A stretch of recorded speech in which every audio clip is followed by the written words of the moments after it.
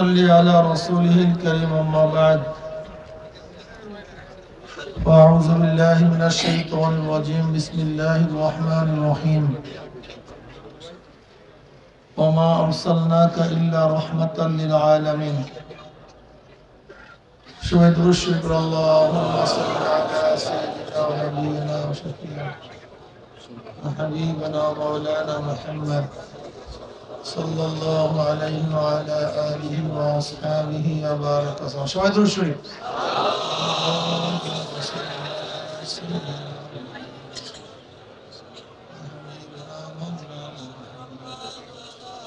صلى الله على آله وأصحابه وبارك وسلم اللهم صل على سيدنا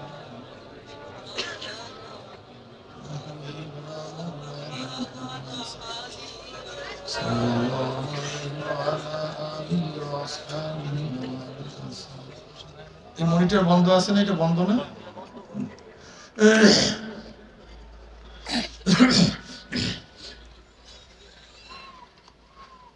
আল্লাহ পাকের বান্দা জনাব মুহাম্মদ রাসূলুল্লাহ সাল্লাল্লাহু আলাইহি ওয়াসাল্লামের উম্মতগণ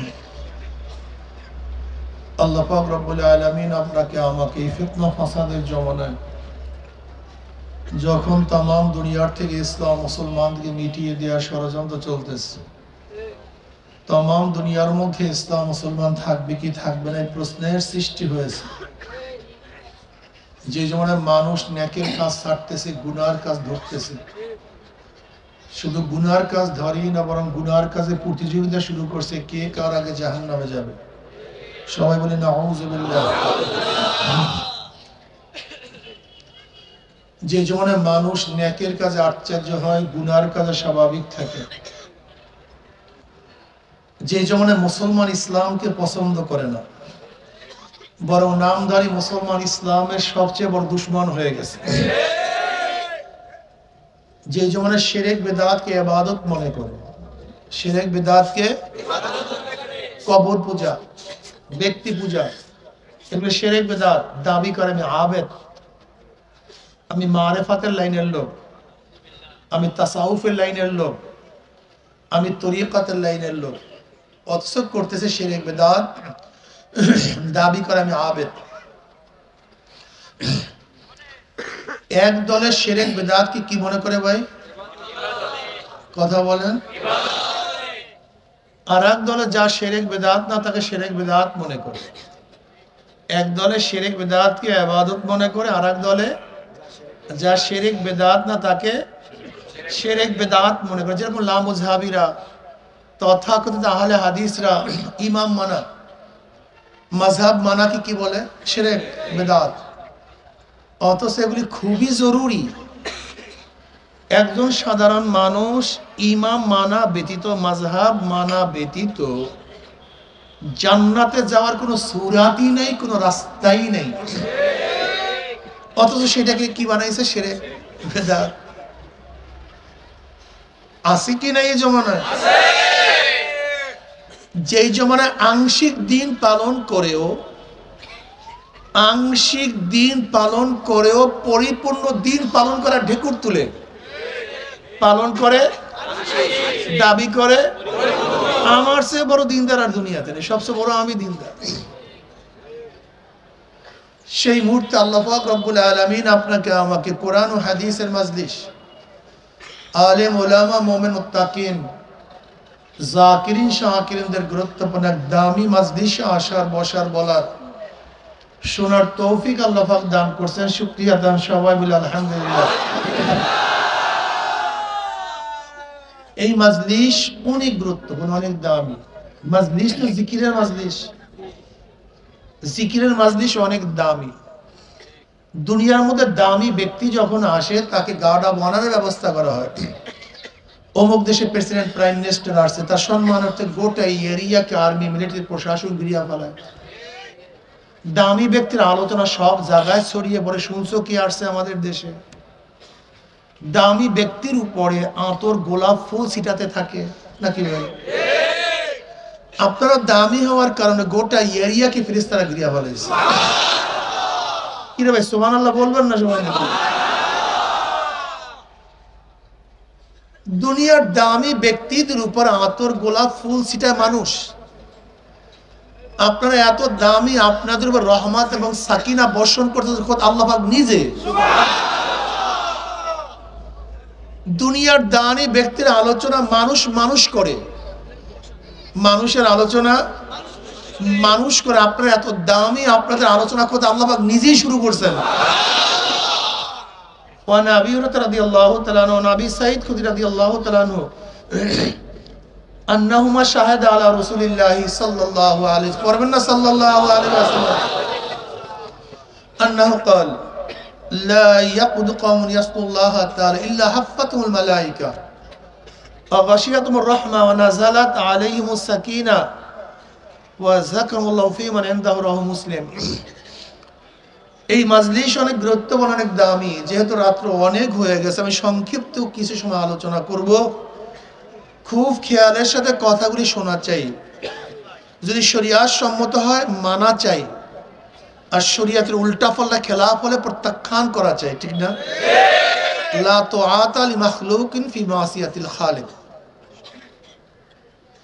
নবীগণ, রাসূলগণ দুনিয়াতে আসছেন কেন? নবী রাসূলগণ দুনিয়াতে দ্রুতগামী ট্রেন আবিষ্কার করার জন্য আসেন নাই, বিমান বানাবার জন্য আসেন নাই, কম্পিউটার বানাবার জন্য আসেন নাই, নাকি ভাই? ওই দুবাইয়ের বুরুজ আল খলিফা, বড় উঁচু বিল্ডিং বানাবার জন্য নবী রাসূলগণ দুনিয়াতে আসেন নাই। নবী রাসূলগণ দুনিয়াতে আসছেন মানুষরূপী অমানুষদেরকে মানুষ বানাবার জন্য। বলেন কিসের জন্য? তুমি বলো বাবা, কিসের জন্য আসছে বলো? মানুষরূপী অমানুষদেরকে, এইটা মাথার মধ্যে ঢুকান, এটা একটা পয়েন্ট, এইটার উপর আলোচনা হবে।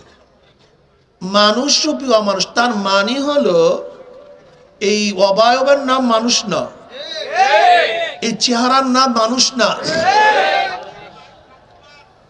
এই চেহারার নাম মানুষ না, অবয়বের নাম মানুষ না। যদি অবয়ব চেহারার নামই মানুষ হয়, তাহলে ডাকাতকে মানুষ বললেন কেন? সে ডাকাত বললেন কেন? সেও তো মানুষের চেহারা।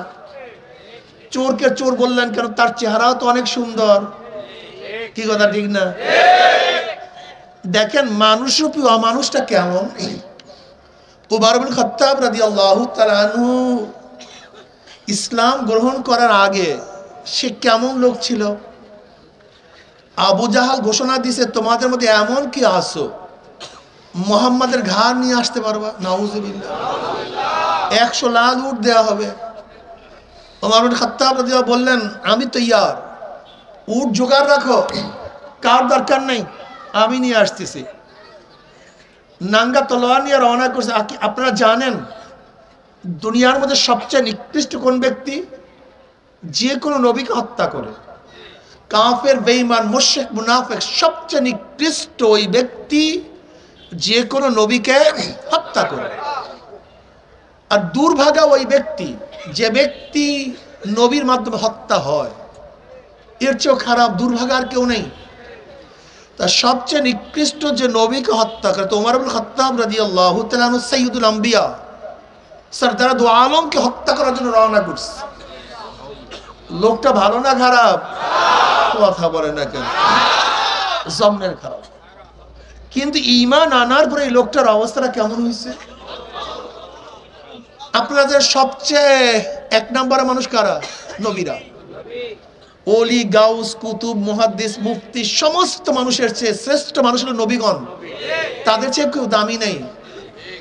যে ওমরের গল্প এইমাত্র বললাম, সেই ওমর সম্পর্কে নবী আলাইহিস সালাতু ওয়াস সালাম ফরমান, আমার পরে কেউ নবী হইলে ওমর নবী হয়ে যেত। কি বুঝলেন? ঈমান আনার আগে ওমরের চক্ষু ছিল 2টা, ঈমান আনার পরে ওমরের চক্ষু 4টা হয়ে গেছে। ঈমান আনার আগে ওমরের কান ছিল 2টা, এখন হয়ে গেছে 4টা, ঠিক না? তার চেহারা সৌন্দর্য বাইরে গেছে, ওমর লম্বা হয়ে গেছে, হাত 10টা হয়ে গেছে, পাও 6টা হয়ে গেছে, অনেক বড় ধনী হয়ে গেছে। তাই ঘটনা কি? উমারের মধ্যে এই পরিবর্তনটা কিসের আসছে? মাথার মধ্যে ঢুকাতে হবে, প্রত্যেককে বুঝতে হবে আসলে খেলাটা কোন জায়গায়। যে ওমর ছিল এত নিকৃষ্ট, সেই ওমরের অবস্থাটা কেমন আপনারা জানেন। মুসলমান মিশর দখল করার পরে মিশরের লোকজন গভর্নর কাছে বলতেছে, মিশরের নদীর মধ্যে জোয়ার সৃষ্টির জন্য প্রতি বছর সুন্দরী সুশ্রী আকর্ষণীয় এক রমণীকে জবাই করতে হবে, রক্ত দিতে হবে। যদি দাও তাহলে জোয়ার সৃষ্টি হবে, যদি না দাও জোয়ার হবে না। আর গভর্নর আপনারা জানেন এই মিশরের নদীর উপরে সমস্ত মানুষ নির্ভরশীল। যদি নদীর মধ্যে জোয়ার আসে তো কৃষি হবে, জোয়ার নাই কৃষিও বন্ধ, সব মানুষ মারা যাবে। এবার গভর্নর বলতেছে সুন্দরী সুশ্রী মহিলা তো দূরের কথা, ন্যাংরা লুলা কালো খোরা নির্দোষা এক মহিলাকে জবাই তো জায়েজ নাই, এটা করবো কিভাবে? মিশরের মানুষ বলতেছে করলে করো, না করলে জোয়ার সৃষ্টি করো। বিশাল ঝামেলা না ভাই। গভর্নর আমিরুল মুমিনিন ওমর ইবনে খাত্তাবকে চিঠি লিখছেন, মিশরের হালাত তো এই, কি করব? এবার ওমর রাদিয়াল্লাহু সরাসরি নীল নদের কাছে চিঠি লিখছেন, হে নীল নদ, আবার দ্বিতীয়বার কারোর জন্য মোবাইল ফোনের রিংটন না বাজে, দ্বিতীয়বার এই ভুল না করি, দ্বিতীয়বার। হে নীল নদ, যদি আল্লাহর হুকুমে জারি হও, আমার চিঠি পাইতে দেরি, জোয়ার সৃষ্টিতে দেরি করিও না। কার কাছে চিঠি লিখছে? সরাসরি নদীর কাছে, সরাসরি। ঐতিহাসিকরা বলেন ওমরের চিঠি নদীর মধ্যে পড়তে দেরি, কিন্তু জোয়ার সৃষ্টিতে দেরি হয়নি। যে ওমর ছিল এত খারাপ, সেই ওমরের কথা কোন পানিতেও শুনে। ওমর ইবনে খাত্তাব রাদিয়াল্লাহু তাআলা বক্তৃতা করতেছিলেন মদিনায়, সারিয়া রাদিয়াল্লাহু যুদ্ধ করতেছিলেন সিরিয়ায়। ওই মদিনার থেকে আওয়াজ দিয়েছিল, ইয়া সারিয়াতুল জাবাল, আই উনজুর ইলাল জাবাল, এ সারিয়া পাহাড়ের দিকে তাকাও। মানুষ আশ্চর্য, সারিয়া রাদিয়াল্লাহু তাআলা কোথায়? সিরিয়ায়। আর ওমর কোথায়? মদিনায়। সে আওয়াজ করতেছে সিরিয়ার মধ্যে। কি পাগল টাগল হয়ে গেল নাকি? এটা কেমন কথা? ওইদিকে সারিয়া রাদিয়াল্লাহু যুদ্ধরত অবস্থায় হঠাৎ তিনি আওয়াজ পেলেন আমিরুল মুমিনিনের, হে সারিয়া পাহাড়ের দিকে তাকাও। তিনি হকচক, কিসের আওয়াজ? আমির তো মদিনায়, আমি সিরিয়ায়, তা ভুল শুনলাম নাকি? আবার যুদ্ধের মধ্যে লিপ্ত। হঠাৎ আবার আওয়াজ, ইয়া সারিয়াতুল জাবাল। দ্বিতীয়বার হকচক, আবারও যুদ্ধ শুরু। তৃতীয়বার ইয়া সারিয়াতুল জাবাল, এ সারিয়া পাহাড়ের দিকে তাকাও। সারিয়া রাদিয়াল্লাহু তাআলা শূন্য প্রেরণ করলেন পাহাড়ে। দেখলেন অপর দিক থেকে শূন্যর আক্রমণ করার জন্য, শত্রুর আক্রমণ করার জন্য প্রস্তুতি গ্রহণ করছে।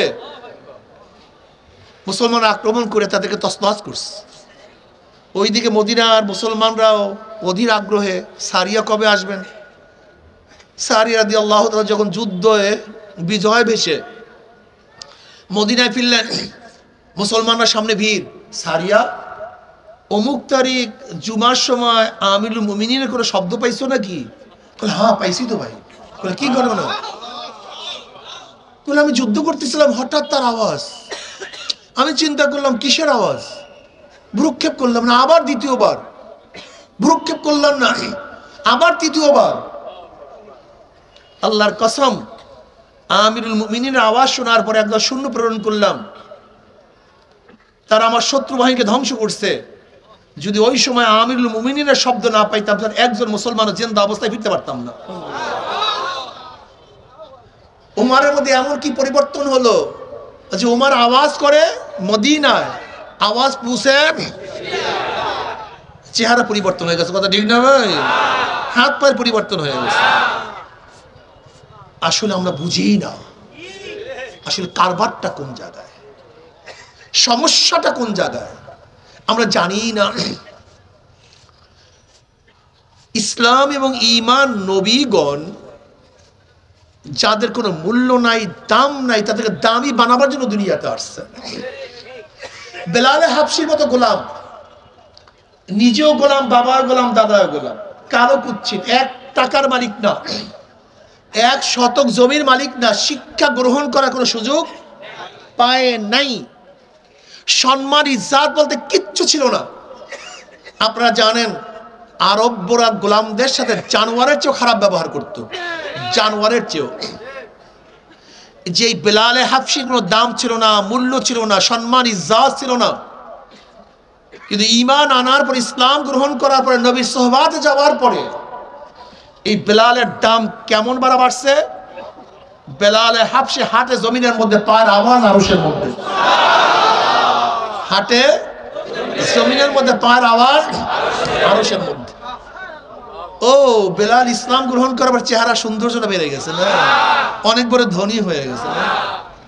কি পরিবর্তন হলো, কি পরিবর্তন হলো। বেলালে হাফসি আজান দেয় জমিনের মধ্যে, আর আজানের আওয়াজ সাতম আসমান ভেদ করে চলে যায় আরশের মধ্যে। কিয়ামতের ময়দানে সমস্ত মানুষ পায়ে হাঁটিয়ে উঠবে। বেলালে হাফসি তার সম্মান এবং ইজ্জতের কারণে উটের পিঠে থাকবে। নবী আলাইহিস সালাতু ওয়াস সালাম যে উটের উপরে থাকবেন, তার লাগামটা থাকবে বেলালে হাফসির হাতের মধ্যে। কি বুঝলেন? বেলালে হাফসি গোলাম, যার কোনো মূল্য ছিল না, অথচ অর্ধ জাহানের বাদশা ওমর ইবনে খাত্তাব রাদিয়াল্লাহু তাআলা যখন বেলালে হাফসি রাদিয়াল্লাহু সম্বোধন করতেন, কি বলতেন?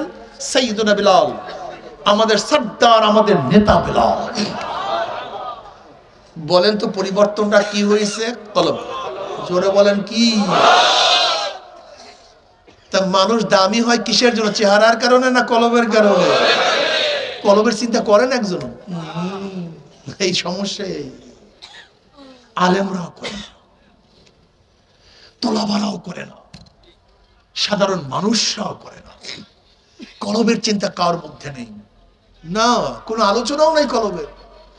আল্লাহ পাক কি বলেন? লা তা'মাল আবসার ওয়ালাকিন তা'মাল কুলুবুল্লাতী ফিস সুদূর। ওদের চর্ম চক্ষু অন্ধ হয় নাই, ওদের বাহ্যিক দৃষ্টি বন্ধ হয় নাই, কিন্তু ওদের কলবের মধ্যে যে চক্ষুটা ছিল সেটা অন্ধ হয়ে গেছে। কলবের টেনশন আমাদের মধ্যে নেই, চিন্তাও নেই। নবী আলাইহিস সালাতু কি ফরমান? ইন্নাল্লাহা লা ইয়ানজুরু ইলা সুওয়ারিকুম ওয়া আমওয়ালিকুম ওয়ালাকিন ইয়ানজুরু ইলা নিয়্যাতিকুম ওয়া কুলুবিকুম। আল্লাহ পাক তোমার আমার চেহারার দিকে তাকান না। কি কত সুন্দর! তোমার বিল্ডিং এর দিকে আল্লাহ পাক তাকাবার সময় নেই, তোমার গাড়ি বাড়ি দেখার সময় আমার মাওলা পাকের নেই, তোমার বাদশাহী দেখার মতো সময় আমার মাওলা পাকের নেই। আল্লাহ পাক তোমার ধন দৌলত, তোমার সম্মান ইজ্জত, তোমার টাকা পয়সার দিকে তাকান না। আল্লাহ পাক সব সময় তাকায় থাকেন কোন দিকে? আস্তে বেরো। কি শীতের মধ্যে ঘুমায় পড়ছেন নাকি? একটু জবান খুলিয়া বলেন, কিসের দিকে তাকায় থাকেন? কলবের। ইন্না ফিল জাসাদি মুদগাহ ইযা সালাহাত সালাহাল জাসাদু কুল্লু ওয়া ইযা ফাসাদাত ফাসাদাল জাসাদু কুল্লু আলা ওয়াহিয়াল কলব। শরীরের মধ্যে, এই সিনার মধ্যে এটা কি আছে ভাই? গোশতের টুকরা। কি টুকরা? ওই গোশতের টুকরাটা যখন ভালো হয়ে যায়, গোটা মানুষটাই ভালো হয়ে যায়। আর গোশতের টুকরা যখন খারাপ হয়ে যায়, গোটা মানুষটাই খারাপ হয়ে যায়। গোশতের টুকরাটার নাম কি? কলবের চিন্তা কার মধ্যে নাই, ভাবনা নাই। নিয়তের অবস্থাটা কি? আজকে নামাজের অবস্থাটা কি? বিশ্বাস হয় না আপনাদের? অধিকাংশ ইমাম সাহেব নামাজ পড়ে মুসল্লিদের জন্য, অধিকাংশ ইমাম সাহেব নামাজ পড়ায় বেতনের জন্য, অধিকাংশ বক্তারা বয়ান করে অর্থের জন্য। বিশ্বাস হয় না? অধিকাংশ তোলাবারা নামাজ পড়ে ওস্তাদের ভয়ে, খানা বন্ধের ভয়ে। বিশ্বাস হয় না? একটু পরীক্ষা করেন তো, ইমাম সাহেব যখন ইমামতি করে তখন তার নামাজের সৌন্দর্যতা কত? কেরাত, রুকু, সাজদা। ওই ইমাম সাহেব যখন একা একা রুমের মধ্যে নামাজ পড়ে তখন নামাজের অবস্থা কি? কারণটা কি? তুমি রুমের মধ্যে কার সামনে নামাজ পড়ছো? তাই মসজিদের মধ্যে? তাই দুই নামাজের মধ্যে এত পার্থক্য কেন?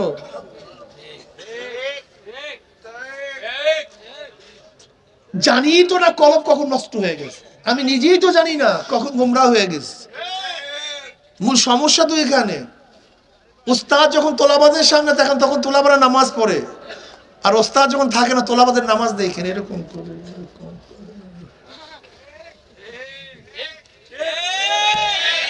দাওরায় পড়ে, ইফতায় পড়ে, মিশকাতে পড়ে, ওর নামাজ দেখেন তামসা চক্কর দেখেন। অথচ হাদিস জিবরাইলের মধ্যে আসছে ওয়ামাল ইহসান ইয়া রাসূলুল্লাহ ক্বালা রাসূলুল্লাহ সাল্লাল্লাহু আলাইহি ওয়াসাল্লাম আন তা'বুদাল্লাহা কাআন্নাকা তারা ফা ইন লাম তাকুন তারাহু ফা ইন্নাহু ইয়ারাক। তুমি এমন ভাবে ইবাদত করো মনে হয় গোয়াকে মনে হয় যেন তুমি আল্লাহকে দেখতেছো। তাসাউফের ভাষার মুশাহাদা, যদি সেই হালাত পয়দা না হয় খেয়াল করে মাওলা তোমাকে দেখতেছে, তাসাউফের ভাষা হলো মুরাকাবা। বলেন তো আমাদের এই নামাজের মধ্যে এক হালাত হয়? আল্লাহ পাক কালামে পাকের মধ্যে কি বলেন? আকিমিস সালাতা লিযিকরি, নামাজ কায়েম করো কিসের জন্য? আমার জিকিরের জন্য, আমার স্মরণের জন্য। কই নামাজের মধ্যে আল্লাহ স্মরণ কি তোমার ছিল? তোমার নামাজই তো ঠিক হয়নি, তোমার উদ্দেশ্য ব্যাহত হয়েছে। আসলে তুমি নামাজের হাকিকতই জানো না, তোমার সমস্যা এখানে। তুমি ভাবছো রুকুর নাম নামাজ, সাজদার নাম নামাজ, কিয়ামের নাম নামাজ। বিয়াকুফ কোথাকার, তুমি ইবাদতের মগজই জানো না। রুকু সাজদা কিয়াম তো কেরাত তো হিন্দু করতে পারে, এটা খ্রিস্টানও করতে পারে। তুমি কি দেখো নাই কুমিল্লা ক্যান্টনমেন্টের একজন ইমাম হিন্দু 35 বছর ইমামতি করছে? কয় বছর? সে রুকু করে নাই, সাজদা করে নাই, কেরাত পড়ে নাই। আপনি কি বলবেন সে ইবাদত করছিল? তার মানে কি বুঝলেন আপনি? এই কেরাতের নাম ইবাদত, এই রুকুর নাম ইবাদত। ইবাদত শব্দ আসছে কোথার থেকে? আত-তরিকুল মুআব্বাদ, আত-তরিকুল মুআব্বাদ থেকে ইবাদত শব্দ। তরিকুল মুআব্বাদ বলা হয় কাকে? পদদলিত রাস্তা, যে রাস্তার মানুষ হাঁটে তার তরিকুল মুআব্বাদ বলা হয়। নিচু জায়গা, পরিত্যক্ত জায়গা, সম্মানহীন জায়গা, সেখান থেকে ইবাদত আসার উদ্দেশ্যটা কি? তার মানে ইবাদতের সময় আবেদ, ইবাদতের সময় আবেদ নিজেকে সবচেয়ে নিচু মনে করে। কি মনে করে? ইবাদতের সময় আবেদ সবচেয়ে নিজেকে তুচ্ছ মনে করে। যেরকম আমি আবেদ, আমার সর্বশ্রেষ্ঠ জায়গা কপাল, আর সবচেয়ে নিচের জায়গা হলো পাও রাখার জায়গা। সর্বোচ্চ জায়গাকে সর্বনিম্ন জায়গায় ঠেকাইয়া আমি কি প্রমাণ করতে চাই? আল্লাহ আমি কিছু না, আমি সবচেয়ে নিচু, আমি গোলাম, আমি নিস্তি, আমি ছোট, তুমি বড়, আমি গোলাম, তুমি মালিক, আমি তোমার বান্দা, তুমি আমার মাওলা। এর নামই তো সেজদার হাকিকত। অথচ জীবনভর তুমি সেজদা করছো, কিবের যায় নাই। আসলে তুমি নামাজের হাকিকতই জানো না বেয়াকুব। তোমার সমস্যা এখানে। ইন্নাস সালাতা তানহা আনিল ফাহশাই ওয়াল মুনকার ওয়ালা যিকরুল্লাহি আকবার। জিকির সবচেয়ে বড়, জিকির সবচেয়ে বড়। তোমার নামাজের মধ্যে জিকির ছিল না, স্মরণ ছিল না। قد أفلح المؤمنون الذين هم في صلاتهم خاشعون। قد أفلح মাযি, قد তাহকিকের জন্য, তাকিদের জন্য। قد أفلح সফল কাম হয়ে গেছে, কামিয়াব হয়ে গেছে, জান্নাতে চলে গেছে। কোন ব্যক্তি, কোন মুমিন? الذين هم في صلاتهم خاشعون, যারা খুশু এবং খুশুর সাথে, বিনয়ের সাথে, ভয় ভীতির সাথে নামাজ আদায় করছে, তারাই কামিয়াব হয়ে গেছে। তুমি আমি না।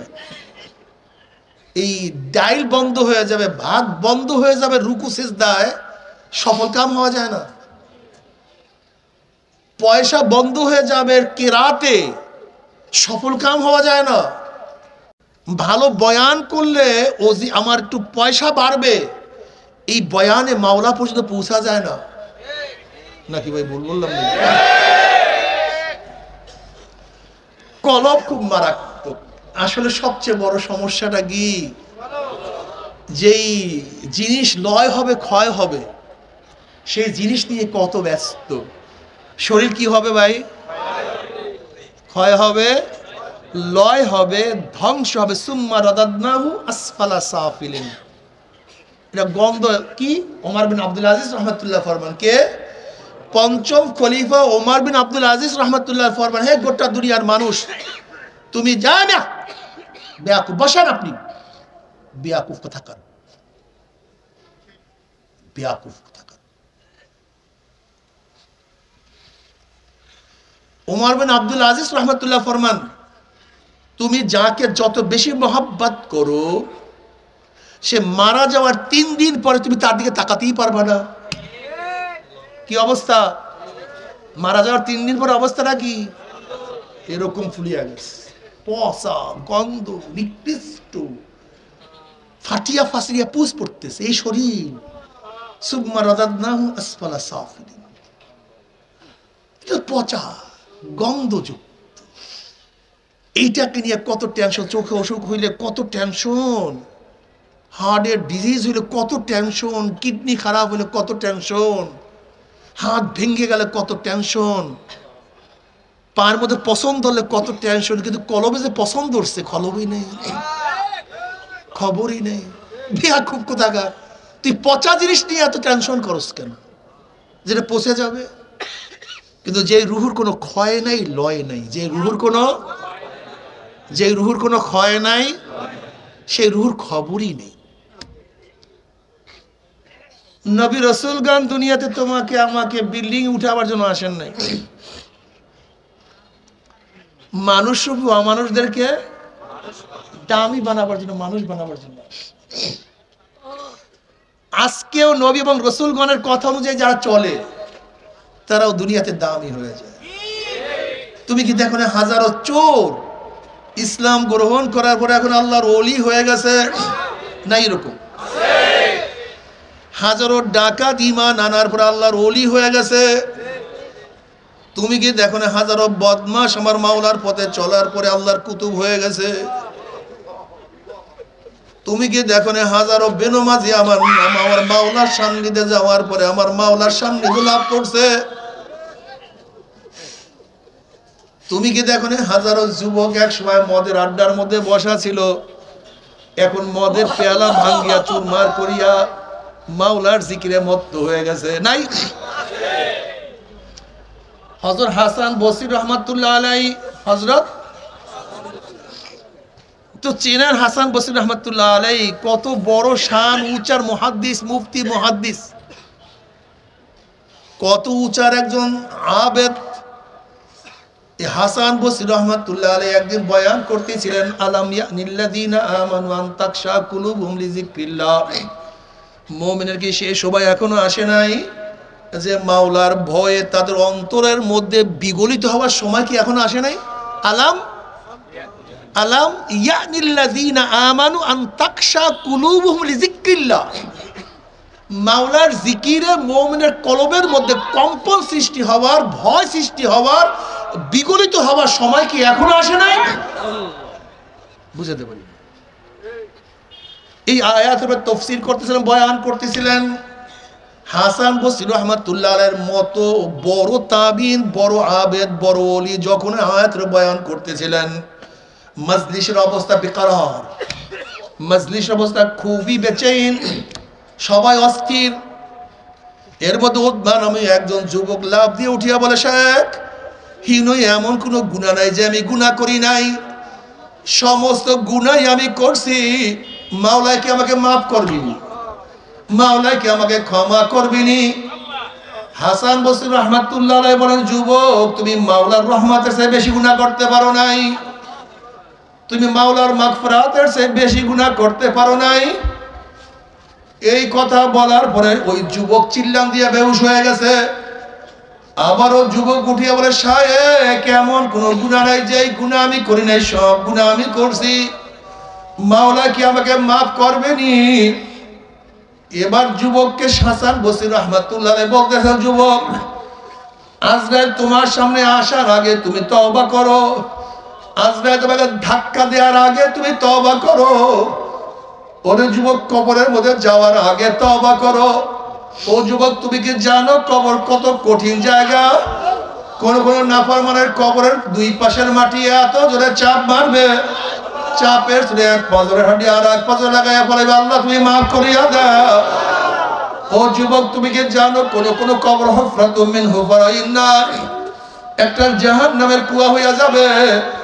হে যুবক, তোমার উপর আযাব আসার আগে তওবা করো।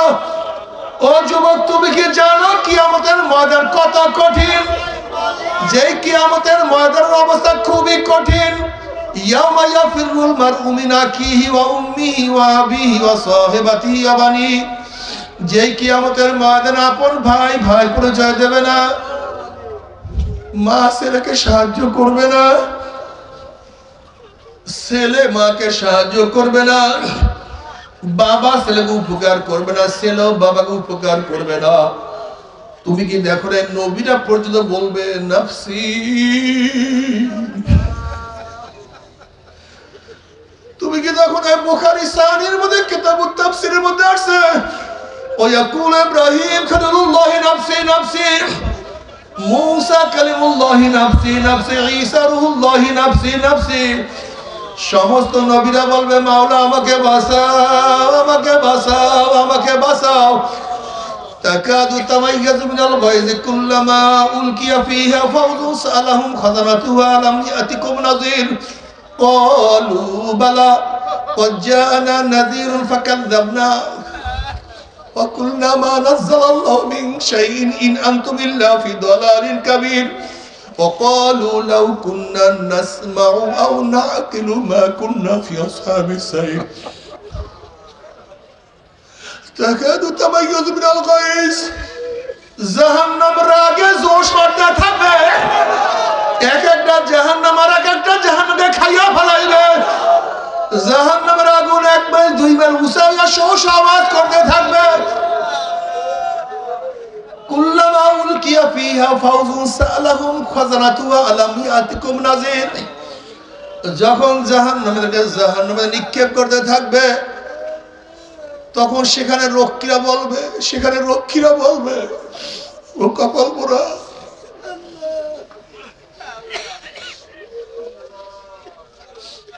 ও কপাল পোড়া বদনসিব, ও চির হতভাগা, আলাম ইয়াতিকুম নাযীর, তোদেরকে জাহান্নামের কথা কেউ শোনায় নাই, তোদেরকে জাহান্নামের ভয় কেউ প্রদর্শন করে নাই, এই জাহান্নামের কথা কেউ কি তোদের কাছে বলে নাই,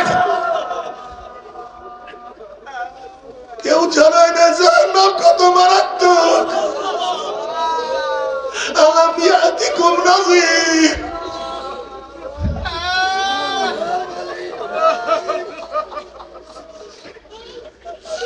ক্বালু বালা,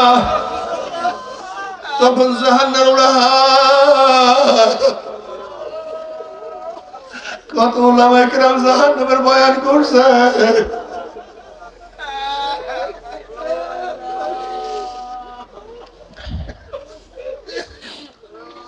চরমনে আল্লাহর কুদুম জাহান্নামের বয়ান করতে করতে দুনিয়ার থেকে বিদায় হয়ে গেছে।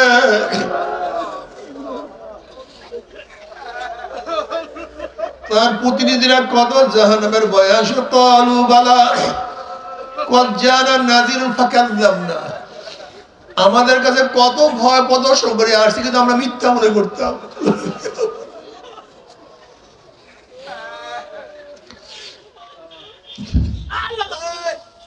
وَكُلَّمَا نَزَّلَ اللَّهُ مِن شَيْءٍ إِنْ أَنْتُمْ إِلَّا فِي ضَلَالٍ كَبِيرٍ। আমরা বলতে পারি কিছু না, কোন নবী রাসূল আল্লাহ পাঠায় নাই, এই কোরআন আল্লাহর কিতাব না। উলামায়ে কিরাম যা বলে সবই মিথ্যা, এগুলো সব ধোঁকাবাজ। এরা তো নিজেরা ব্যবসা করার জন্য, পকেট ভারী করার জন্য আসছে। কিসের জান্নাত, কিসের জাহান্নাম, কিসের কবর আযাব, এগুলো কিছু না, আমরা মিথ্যা মনে করতাম। শুধু মিথ্যাই মনে করতাম না, বরং আমরা বলতাম এই সমস্ত মৌলবীরা কত ভুলের মধ্যে আছে, কত গুমরাহির মধ্যে আছে। এরা মদ খাওয়ার স্বাদ পাইল না, গাঁজা টানার স্বাদ এরা উপভোগ করতে পারলো না। এরা মেয়েদের সাথে আড্ডা মারার মজা পাইল না, এরা ঘুষ খেয়ে বড় লোক হওয়ার স্বাদ পাইল না, এরা চুরি ডাকাতি করিয়া গাড়ি বাড়ি কেনার শখ তারা পালন করতে পারলো না।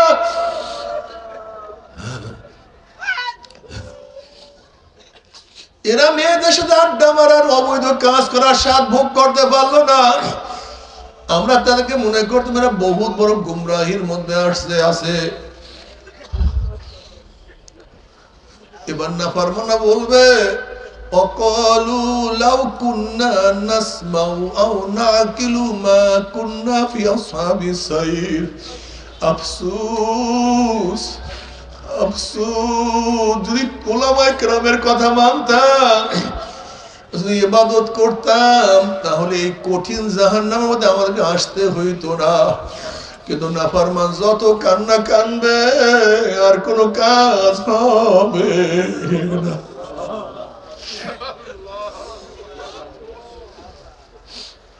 ونادى أصحاب النار أصحاب الجنة أن أفيضوا علينا من الماء أو مما رزقكم الله। জাহান্নামের জান্নাতের লোকদেরকে ডাক দিয়ে বলে, আব্দুল্লাহ তুই না আমার গেটের দারোয়ান ছিলি, আব্দুল্লাহ তুই নামাজ পড়তে আমি নামাজ পড়তাম না, কত কত তোকে টিটকারি করতাম। ও আব্দুর রহমান তুই আমার গাড়ির ড্রাইভার ছিলি, তুই কত নামাজ পড়ছ, আমি মালিক হইয়াও নামাজ পড়তাম না। ও রহিমা খাতুন তুই আমার কাজের বুয়া ছিলি, তুই কত পর্দা করছ, আমি মালিক হইয়া পর্দা করতাম না। ওরে আব্দুল সাত্তার তুই আমার পাশের বাড়ির গরিব লোক ছিলি, তুই এত গরিব হওয়ার সত্ত্বেও এক লোকমা হারাম পেটের মধ্যে ঢুকাও নাই। আর আমি এত বড় ধনী হওয়ার পরেও হারাম ছাড়া থাকতে পারতাম না। ওরে রহিমা খাতুন তুই এত অসুস্থ হওয়ার পরে আমার মাওলাকে সেজদা করছ, আর আমি এত সুস্থ হওয়ার পরেও মাওলাকে সেজদা করতাম না। ওরে আব্দুল করিম তুই এত রুগ্ন হওয়ার পরেও রোজা রাখছ, আর আমার হাতির মতো শরীর হওয়ার পরে আমি রোজা ভাঙতাম। তুই এত দুঃখ দুর্দশার মধ্যে আমার মাওলাকে কত ডাকছ, আর আমি এত সুখ শান্তির মধ্যে আমি মাওলাকে ডাকতাম না। আজকে মাওলা তোদেরকে জান্নাত দিয়া দিছে, আর জান্নাতের মধ্যে কত নাজ নিয়ামত কত রিজিক ভোগ করতে আসো। আন আফিদু আলাইনা মিনাল মাই আও মিম্মা রাযাকাকুমুল্লাহ। ওরে আব্দুল্লাহ আমাকে একটা রুটি দে, আর সহ্য করতে পারি না। আব্দুল্লাহ একটা রুটির দরকার নেই, অর্ধেক রুটি দে। ওরে আব্দুল্লাহ অর্ধেক রুটির দরকার নেই, 4 ভাগের 1 ভাগ রুটিটা সহ্য করতে পারি না। ওরে রহিমা খাতুন আমাকে 1 গ্লাস পানি দে, 1 গ্লাস পানির দরকার নেই, অর্ধেক পানি দে, 1 ঢোক পানি দে, আর সহ্য করতে পারি না।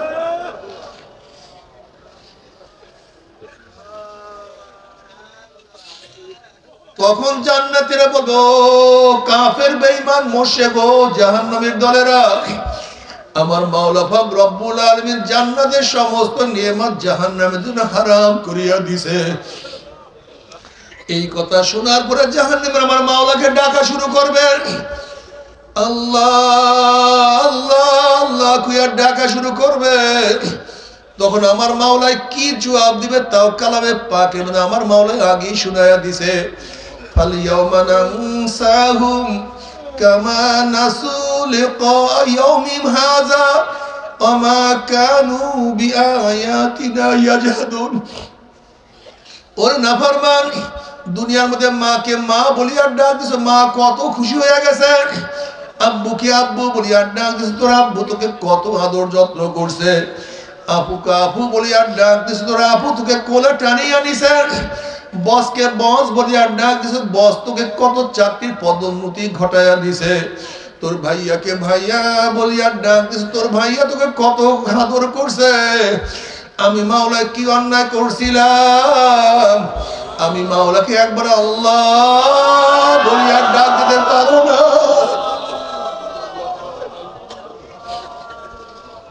আমি মাওলার সামনে দাঁড়াইতে পারো নাই, আমি মাওলার সামনে রুকু করতে পারো নাই, আমি মাওলাকে সেজদা করতে পারো নাই। আমি মাওলার হুকুম হাকাম তোর কাছে ভালো লাগে নাই। ফালিয়াওমা নানসাহুম কামা নাসু লিকা ইয়াউমিম হাযা। যেরকম দুনিয়ার মধ্যে আমি মাওলাকে ভুলিয়া গেছিলি, এখন আমি মাওলা তোদেরকে ভুলিয়া গেলাম।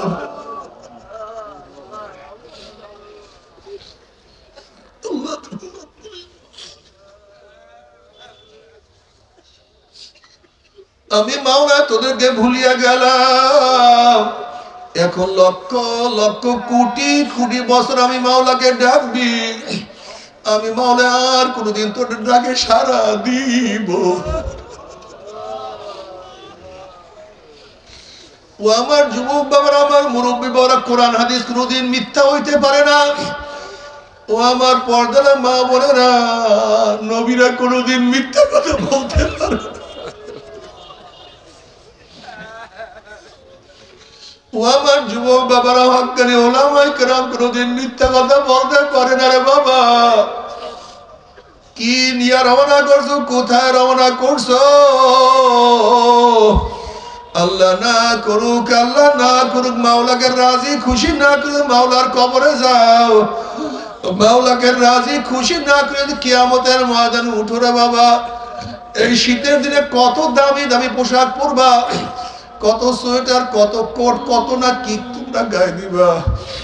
জাহান্নামীদের জন্য আল্লাহ পাক একটা পোশাক বানায়া বানাইছে। ওই পোশাক উলের কোনো পোশাক না, সুতির কোনো কাপড়ের পোশাক না, রেশমি কোনো কাপড়ের পোশাক না। ওই জাহান্নামীদের জন্য আল্লাহ পাক রব্বুল আলামিন যে পোশাক বানাইছে, ওই পোশাক হলো জাহান্নামের আগুনের পোশাক। আল্লাহ তুমি আমাদের সবাইকে মাফ করিয়া দাও।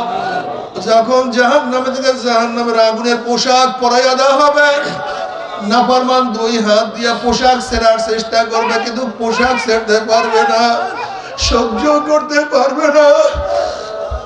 ওই পোশাক এত আগুনের হবে, শরীরের চামড়া গোশত পোড়াইয়া সব সরকার করিয়া ফেলাইবে। তবে মুমিন মুসলমান বলতে সবাই মনে চায় গুনার থেকে ফিরিয়া নেক আমল করিয়া মাওলার জান্নাত কিন্তু সবাইরই যাইতে মনে চায়। গুনাহ নিয়া মাওলার জাহান্নামে কাউরি কিন্তু যাইতে মনে চায় না। কিন্তু কেনই বা আমরা নেক আমল করতে পারি না, কেনই বা গুনার কাম ছাড়তে পারি না? এর মূল কারণ হলো আপনার আমার পিছনে নফস এবং শয়তান লাগিয়া রয়েছে। এই নফস এবং শয়তান থেকে ফেরার জন্য যে কোনো একজন হক্কানি আল্লাহর ওলির হাতে হাত দিতে হবে রে বাবা। খবরদার, বর্তমান জমানায় পীর মুরিদের নামে ভেজাল, ব্যবসা, দলাদলি, হিংসা, হাসাদে পরিণত হয়ে গেছে। সমস্ত আল্লাহর ওলিরা একমত, যেই পীরের 5 জন মুরিদের মধ্যে কমপক্ষে 3 জনকে দেখবেন আলহামদুলিল্লাহ সুন্নাত মুআফিক আমল আখলাক মজবুত হয়ে যাইতে আছে, গুনার কাম ছাড়তে আছে, নেকের আমল ধরতে আছে, কলব নরম হইয়া চোখে পানি আসতে আছে। বৃক্ষতর নাম কি, ফলে পরিচয়? আমি চরমোনাই বুঝি না। চরমোনার দাওয়াত, প্রশংসা, প্রচার প্রসার করার জন্য আসি না রে বাবা। চরমোনায় যাওয়ার তোমার কোনো দরকার নাই, কোনো দরকার নাই, কোনো দরকার নাই। তুমি যার কাছে গিয়া পারো গুনার কাম ছাড়ো, নেকের আমল ধরো, কলব নরম করিয়া চোখে পানি নিয়া মাওলার কবরে যাইও।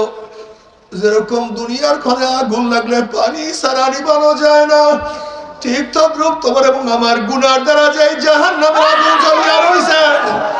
চোখের পানিও ছাড়া কিন্তু জাহান্নামের আগুন নিবানো সম্ভব না।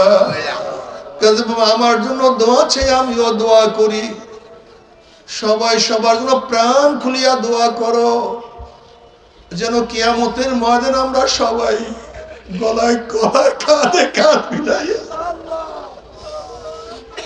গলাগলি বাঁধিয়া মাওলা একসাথে জান্নাতে যাওয়ার তৌফিক দিয়া দেয়। আল্লাহুম্মা আমিন, আল্লাহুম্মা।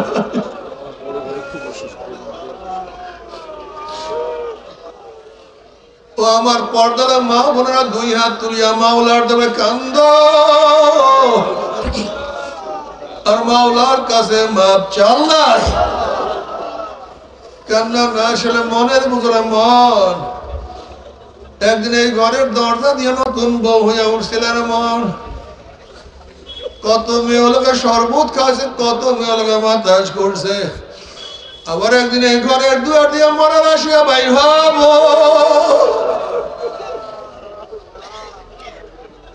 ছেলে কান্দে মামা করে, মেয়ে কান্দে মামা করে, ওরে মন জবাব তোমার দিব। ওরে আল্লাহ, আল্লাহ কত আলেম ওলামার দিনে হাত তুললাম রে মাওলা। আল্লাহ কত সাদা দারওয়ালা ভাইদেরকে নিয়ে হাত তুললাম রে মাওলা। আল্লাহ কত বেগুনার নাবালক তালবের ভাইদেরকে নিয়ে হাত তুললাম রে মাওলা। আল্লাহ কত জাকিরিন শাকিরিন ওয়ার খাস খাস বান্দাদেরকে নিয়ে হাত তুললাম রে মাওলা। আল্লাহ আমি তো গুনাহগার, আমার দিকে না তাকাইয়া তোমার যেই বান্দার হাত পছন্দ হয় তার উপরে আমাদের সবার গুনাহ খাতা মাফ করে দাও। ও মাওলা তুমি মাফ করবাই না, ক্ষমা করবাই না, তাহলে তোমার বান্দার এখানে কেন আসছে? আমরা রিলিফ নেওয়ার জন্য আসি নাই, কম্বল পাওয়ার জন্য আসি নাই, চাউল নেওয়ার জন্য আসি নাই। কেউ নামাজ কাজা করিয়া ফেলাইছি, কেউ রোজা সারিয়া দিছি, কেউ বেপরদা অপকর্মের মধ্যে লিপ্ত হয়ে গেছে, কেউ গাজাইয়া বা মদ পান করিয়া ফেলাইছি। আল্লাহ আমরা কেউ জাহান্নামের কাজ করিয়া ফেলাইছি। আল্লাহ জাহান্নামের খাতার থেকে আমাদের নামটা কাটিয়া দাও। আল্লাহ জাহান্নামের খাতার থেকে আমাদের নামটা কাটিয়া দাও। আল্লাহ জাহান্নামের খাতা থেকে আমাদের নামটা কাটিয়াই দাও। আল্লাহ জান্নাতুল ফেরদাউসের মধ্যে আমাদের নামটা উঠায় নাও। আল্লাহ আমার যুবক বাবাদেরকে কবুল করিয়া নাও, আমার মুরব্বী বাবাদেরকে কবুল করিয়া নাও, আমার মা বোনদেরকে কবুল করিয়া নাও। আল্লাহ আমরা যারা হাত তুললাম জানি না কার মা নাই, বাবা নাই, স্ত্রী নাই, স্বামী নাই, সন্তান নাই, দাদা নাই, দাদু নাই, নানা নাই, নানু নাই, ভাই নাই, বন্ধু নাই, আত্মীয় নাই, স্বজন নাই। আল্লাহ যত মুমিন মুমিনাত মুজাহিদরা কবরে শুয়ে রয়েছে সবার কবরে আযাবকে মাফ করে দাও।